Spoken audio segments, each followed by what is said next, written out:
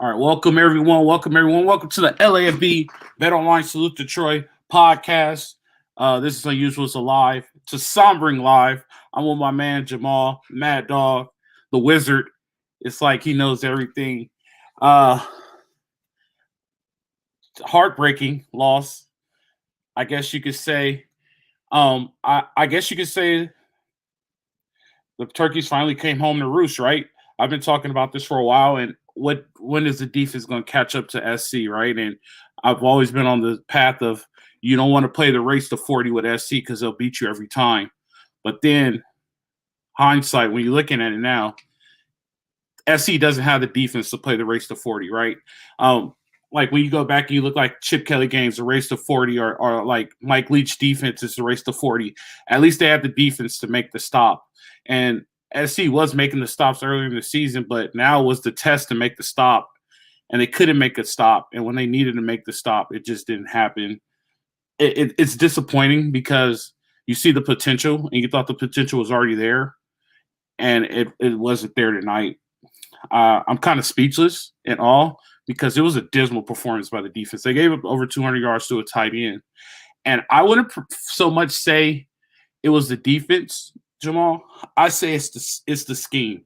Because I'm talking to my buddy, and he's irate too, and he's not even an SC fan. He's like, how are you even doing that? How does that make sense? It's just the scheme. You guys running in together. They don't even have to run into each other. It's so frustrating because you have a genius on offense, and it's like you just have a dunce on defense. Absolutely, Fred. I think you said it best. And, a couple of things here. LAFB founder Ryan Dyrud always says, look, for SC, if they can get 4 stops in a game, they're in a great spot to be able to win the game because no one, at least in this conference, can really hang with their offense, maybe outside of UCLA, maybe outside of Oregon. And tonight you look, Alfred, 3 stops the whole game. And if you look at those last 6 possessions, touchdown, touchdown, touchdown, fumble, touchdown, touchdown. And the fumble was at the SC 3-yard line again. And so just Utah got everything that they wanted. And I think what was so frustrating for me, Fred, is I know that we thought this was going to be a tough game, but we felt that it was going to be a tough game differently. If Utah was able to invoke their style of play, be able to run downhill, be able to control clock, control tempo, never in my wildest dreams did I think that USC would lose a game that was on their terms. This was textbook, Fred, in terms of getting that early lead, jumping out 14-0, forcing Utah to have to stay with you. And ultimately, this was going to be a game of playmakers being the difference. And, they only had 2 playmakers, Dalton Kincaid and Devon Vele. And for Kincaid to end up with 234 yards and Vele had 5 catches for 62, I mean, no one else had more than – there was one guy who had 2 catches for 18. No one else had more than a catch for Utah. It was literally a one-man show, and that's what's so disappointing. They only have one weapon. They're going to that weapon, and yet there's just still so much space between Kincaid and anyone else on key third down situations, third and long situations, and that's what's so devastating about this loss because it was on SC's terms, and to lose that way is what's so difficult to swallow. Yeah, so I will say this.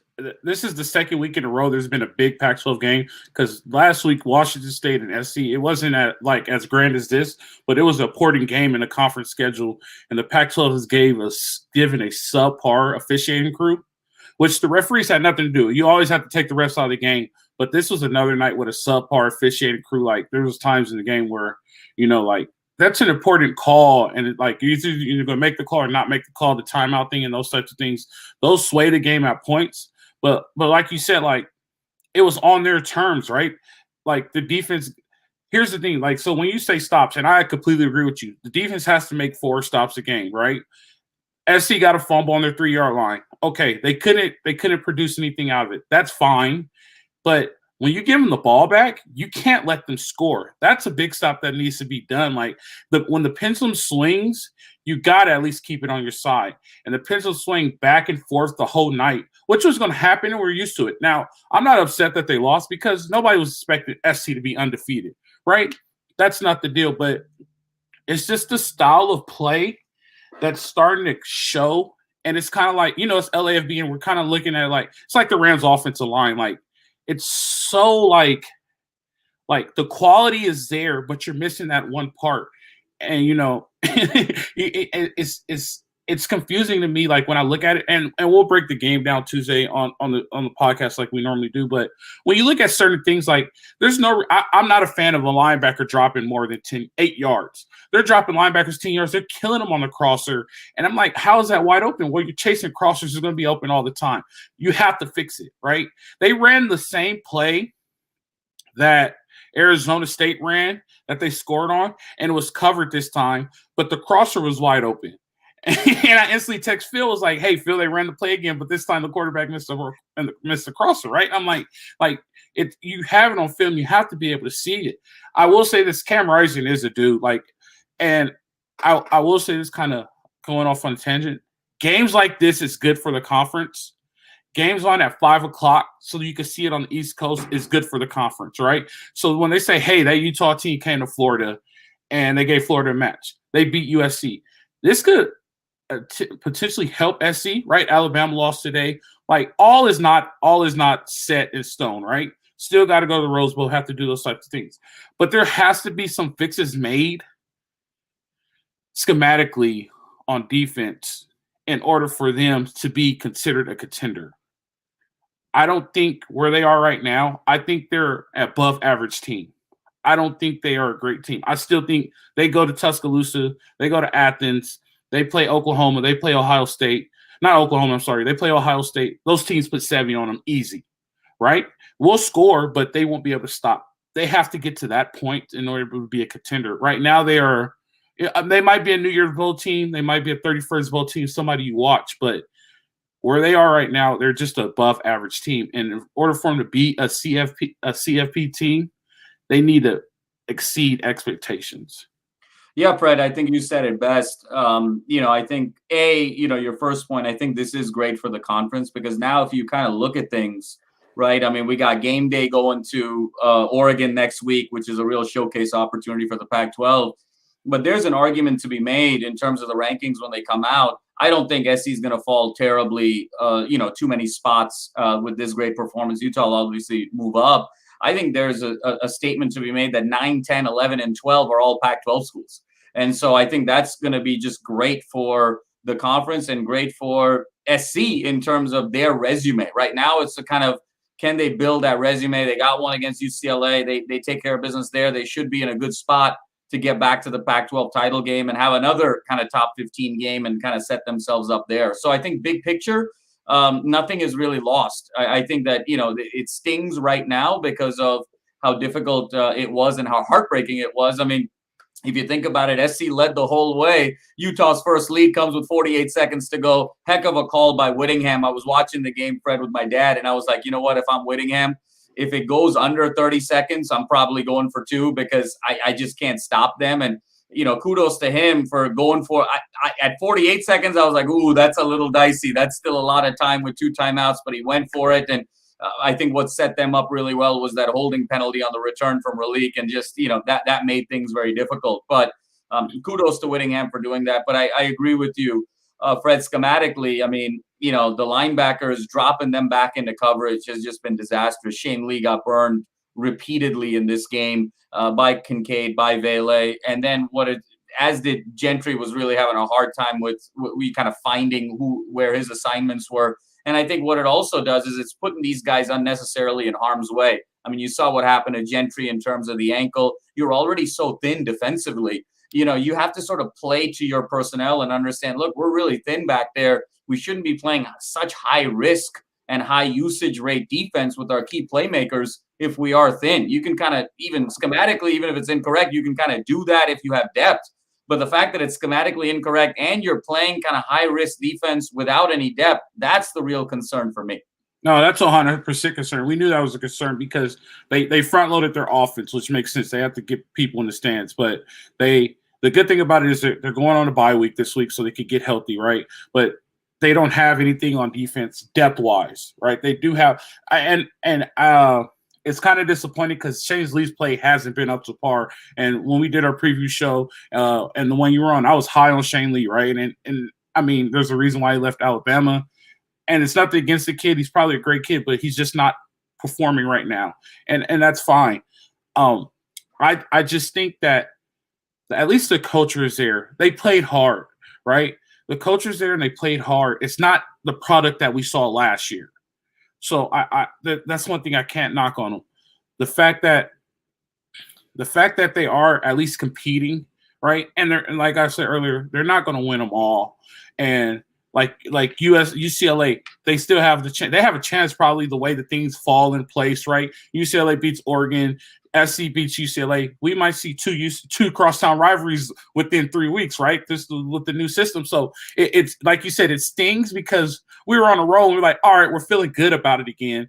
But reality was going to set home eventually. They weren't going to win them all. I never expected them to win it all.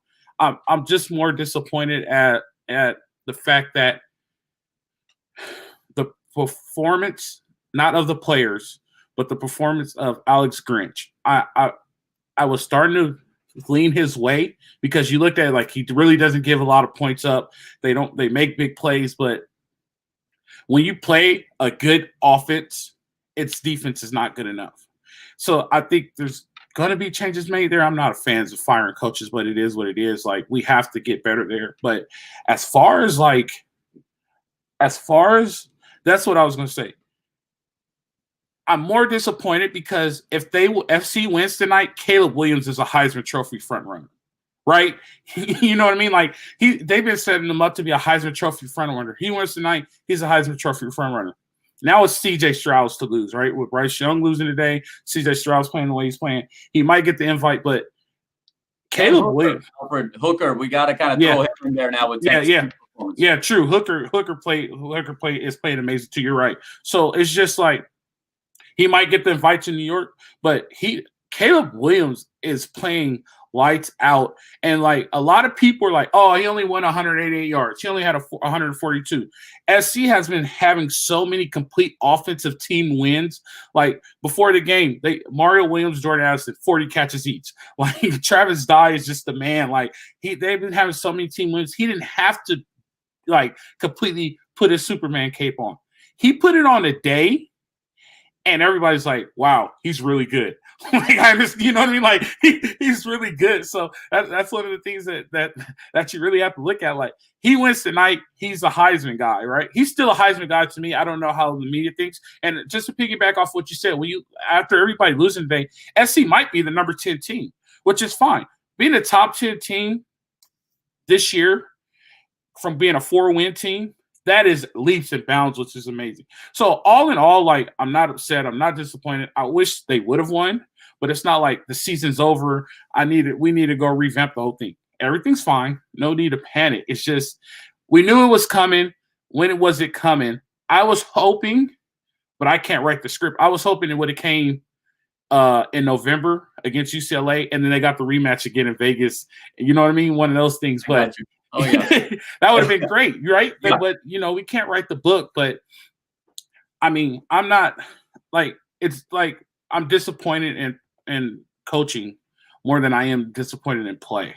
Yeah, no, Alfred, I think you said it best. And I think sometimes there's sort of a behavioral psychology principle here. I mean, you're the SC expert, Alfred. And so I remember we were having a conversation preview show start of the year. I think, you said it, Phil Robinson said it, me and Ryan were kind of talking about it. We were like, look, this is about, I think 9-3 seems about right this first year, given what they have.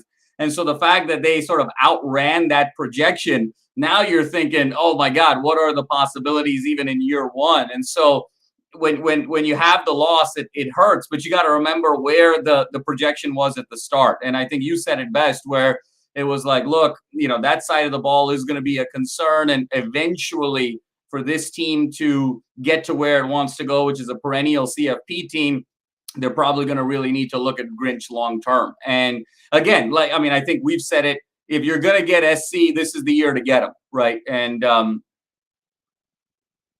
this is the year to get him. And I think we lost Alfred, but this is the year to get him if you're going to get him. And I think moving forward now, Caleb Williams has been absolutely phenomenal. I mean, the things that he has been able to do today in terms of just the elusiveness, these deep balls down the middle of the field, these seam routes, 25, 30 yards. I mean, some of these darts that he threw to Addison, some of these darts he threw to Mario Williams, that scramble out to the right and throwing that deep ball to Mario Williams down the right sideline. I mean, it was just absolutely incredible to see. And that's where I was a little bit concerned going, going into half, only being up 28-21, despite Caleb putting that Superman cape on. And that's where it got a little bit concerning, where it was like, well, this feels like it should be 14 or 17 up, just given how well Caleb has played and how well this offense has played, and the fact that he didn't really get much support tonight in the running game. Travis Dye looked beat up by that Utah line, and he had to come out of the game at the end. And then, Austin Jones spelled him for a little bit, but didn't really get a ton of run support. Caleb was really at the top of being the rushing game leader, and would have been if it wasn't for a couple of sacks there. So it was really kind of a one-man show. And then losing Jordan Addison, we hope that he's going to be okay.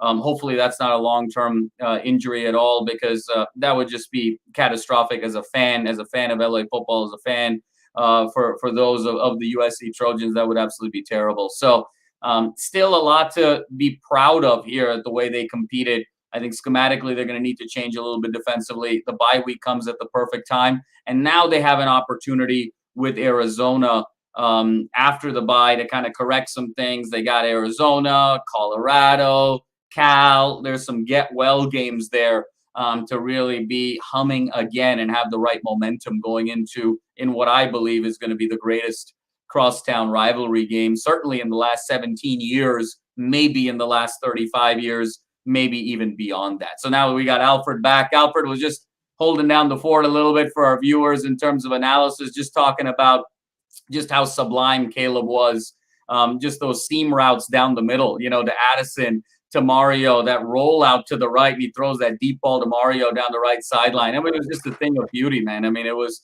kind of Mahomes. It felt Mahomes-ish, and you're so spot on in terms of he carried him tonight. And Travis Dye kind of struggled a little bit physically. It felt like he got kind of beaten up on some hits. And, Caleb was essentially the leading rusher, and would have been if it wasn't for a couple of sacks there. So it was kind of one-man band here, and even in the fourth quarter, without his number one guy, without Addison. And we really hope that's not a long-term injury. That would really be catastrophic for not just the team, but the fans, and just for that young man who's got such a bright future. So thoughts and prayers go out to Jordan Addison and his family. Hopefully he's going to be okay. And the bye comes at the right time, Alfred, like we talked about. Arizona, Cal, Colorado, some get well games for that big one, November 19th. So still so much to play for. Yeah, no, definitely. The Jordan Addison thing was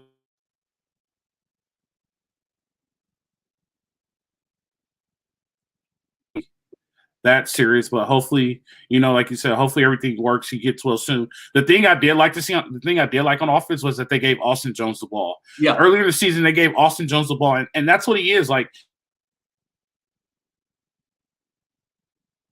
And he has some good hard runs. I don't know what the issue is behind that whole thing, but we saw a lot of production drop off. But then tonight he got the ball. Offensively, I don't think Ralik is ready to be a big role in the offense yet. He made a lot of young mistakes. It's nothing against him. He's a freshman. He's just not ready yet. He had the big kickoff return when it mattered, but he wanted to make the big play. And sometimes when you want to make the big play, you want to do everybody else's job, and it kind of falls forward. And so those things, but the bye week, like you said, comes a perfect place. You got Arizona, you got Colorado, who actually had a big win against Cal today. That's particularly important for me, Alfred, going up against these Cal guys in this rivalry that we got going on. Lots of smack talking going on Twitter, so I'm gloating today. Yeah, so you got Arizona, you got the Cal game, you got Colorado. There's another thing I wanted to point out, and I'm happy this game was on 8 o'clock Eastern, because I said this for a long time, and me playing in the Pac-12. The Pac-12 is one of those conferences everybody disagrees against, but any Saturday, any team could walk in and you could get beat. They didn't understand what Reser Stadium was like until Caleb Williams was there. They didn't understand how hard it is to play at Utah because of the altitude. They also don't understand that with Colorado. They found that out today. These stadiums over here on the West Coast is like Pullman, Washington is in the middle of nowhere, and they fill it up. They fill up Reser Stadium at Oregon State, right? There's some stadiums that aren't filling up, and they blasting all over the internet. But but the other, even Colorado, they fill the bowl up at Colorado. Like this is legit college football over here. And any weekend, a team could walk in and could beat you, and the fans play a big role into it, right? So no question, Alfred. I think that's spot on. And you talk about how difficult some of these venues are. I mean, that was the report on the Fox report was Caleb struggling a little bit with with some breathing there late in the second quarter. There was that sequence of 3 consecutive drives where he just had so many scrambles, right? Mm-hmm. There was about six or seven scrambles, and there was a cumulative effect there where he was like, this is 4,300 feet of altitude over here, and he was really struggling there, and that was, I think, one of the reasons why Lincoln kind of just wanted to get into the locker room there on that last drive. He was like, mm-hmm. My guy's a little winded. These are challenging places to play, and because nationally we're put on West Coast time towards the end. Look, Alfred, I mean, another feather in the Pac-12's cap today. I mean, look at 1-4 Stanford here, goes into Notre Dame, wins that ball game. So Stanford can play football too. And, it's just anytime you go on the road, it's not that easy. And the Pac-12 is more a product of preseason rankings and not getting that respect. How many teams are ranked 6th and ranked 7th and ranked 5th? Because that's what they were ranked at the start of the season. Or how many teams were ranked 15th or 18th or 19th because that's what they were at the start of the season. So just because you're unranked doesn't mean you're not good. It's not that it's not hard to play. It's just that you just have not gotten the exposure from the media yet. And it usually takes a few weeks. And then by the end, you look up and you say, hey, the Pac-12 actually had some really quality opponents. The problem is that awareness happens too late. And you sort of look at it after the fact, where you need to sort of look at it up front to really have that legitimacy. And I think we have that this year. Again, I think there's 4 top 15 teams in this conference, and I think it's going to set up for some really marquee matchups. We saw one this week. We're going to have another one next week and in November. Yeah, no doubt. And that's a good thing because in the past there weren't enough marquee games, and it helps with the schedule overall in general because, we're trying to get a push and at least get a chance to go to a college football playoff. I mean, no matter who it is, we're just talking conference sake. Like for the conference, it's good. And so like, yeah, you called it. Like I remember one time I was living in Georgia at one point in my life, and I look up and it's 11 o'clock, but it's only 8 o'clock here. And these games are like, I don't want to watch this game. I'm gonna fall asleep. But now they're catching the prime time. These games are on in people's garages while they're having their beers and everything. Like they figured it out, and they needed to do it to make it work. So it's great for the Trojans. Let's go ahead and wrap this thing up. Overall, my final thoughts on this, Jamal. I'm not upset. I'm a little disappointed, like I said, because schematically what they did on defense, but I'm not upset. The Turkeys came home to roost. It caught up to them. You got to remember, last year they only won 4 games. Last year, the product that they put on the field was just atrocious. These kids battled and fought today. Caleb Williams is a Heisman Trophy quarterback. We get Caleb Williams again next year. You know what I mean? And then, I'm trying to figure out because I think technically we could get Travis Dye back because he was during COVID year. So I think he gets so he gets the 6th season. Like we could get a lot of guys back. We could hit the portal. We could this is a rebuild. That's what happened. And everybody forgets we're in a rebuild, you guys. We are rebuilding this program. It's just that we are over and exceeding expectations and we're a little bit ahead of schedule. And that's fine. Let's just stay patient. You know what I mean? Let's keep doing what we're doing. And hopefully, we get a solid bowl game. We win we have double-digit wins, right? And then we'll just pick up where we are next year. Here's the best part about it. The battle for Victory Bell this year is going to be like it was in the 80s and early 90s. Yes. And that's great. And I love everything about that. I know who I want to win, but I love the fact that USC and UCLA right now is looking to be a great match, and it's going to be the Battle of Southern California. And that game used to always be at 12 noon, and everybody watched it, and we're setting up for that again. And I'm so excited about that. I'm so excited what Lincoln Riley's doing. I'm so excited what's happening at SC. We just need to fix some things and tweak some things. So for the future, we could be a legit contender. Absolutely, Alfred. I think you said it best. Nothing is lost. I think they're playing with such great effort, such great energy. You can feel the culture shift.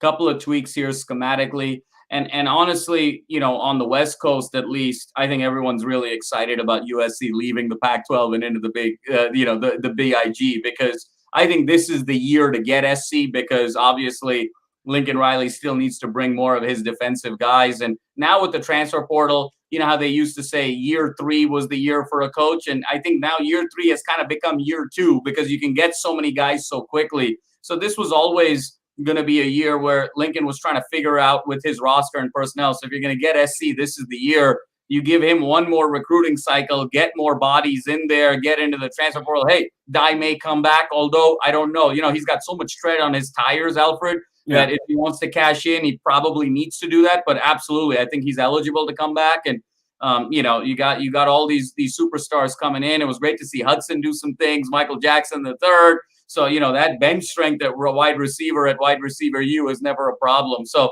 this is the year to get SC. And if the gets are single digits on the road, you know, because you got to go for 2:43 seconds, you know, what a luxury that is to be USC now, that 6-1 and losing a road game by 1 point when you had the lead for all but 48 seconds through 7 games is considered a rebuilding season. That tells you that's money well spent for Lincoln Riley. And you know, I know it's a tough night this evening for the Trojan family, but tomorrow's a new day. And once we sort of zoom out and have some fresh perspective, still tons to be optimistic about. 100%. We're still fighting on. Jamal, I thank you for coming on this live. You want to get a shout out, let him know what you're doing with the network? Yeah, Alfred, you know, obviously with great individuals such as yourself and Phil, you know, we're really excited with LAFB. Obviously, we've got the 8 different shows. We've got all of the, you know, we got the UCLA shows. Obviously, Salute to Troy has been so great. You guys have been so terrific with the breaking down of the film. I think Salute to Troy is the most unique USC show in the country. So fans, please check that out. And we've got a lot of exciting things heading into November. We're going to be doing a lot of in-person stuff, immersive content, user-generated content on Twitter and YouTube. So keep following us, keep subscribing, keep reading, and LAFB is continuing to grow and be the network that you all deserve. It's our city, our network. So Alfred, thanks so much as always for having me on. Really. Thank you. I appreciate you coming on. I can't wait to that Bruin Bible crossover in a couple of weeks. Yes, sir. That's gonna be so much fun. And hey, if there's a rematch, you and I are going to be sick of each other by November, December. Yeah, no doubt. Well, the crazy thing about it is my company Christmas party is December 2nd in Las Vegas. Oh, so I'm trying to work it out to where I can at least go to the game and then end up sliding through the back door at the party. So the destiny is written for you, Alfred. That's what I'm saying. Written, you know. So we just and no more losses. You know what I mean? So we got to beat the Bruins in order to get back to play the Bruins again. That's how I think it'll work out. I don't understand. I don't know how they deal with ties. So it is what it is. It is what it is. But man, that Caleb DTR game with both those guys on the floor, it's going to be really special. We haven't had something like that since Troy Aikman, Rodney Peete. It's for me, it's going to be a once in a lifetime, once in a 40-year kind of game. No, 100%. That's what I said. I'm so happy that's going to happen. I'm so excited about it. Jamal, thank you for coming on. It's been great. I always love getting on with you. You're a wizard, man. It's crazy how you are. Thank you. I appreciate it. Thank you, sir. Hey guys, I thank you. You know how it always is. Live free, fight on. Thank you guys for joining.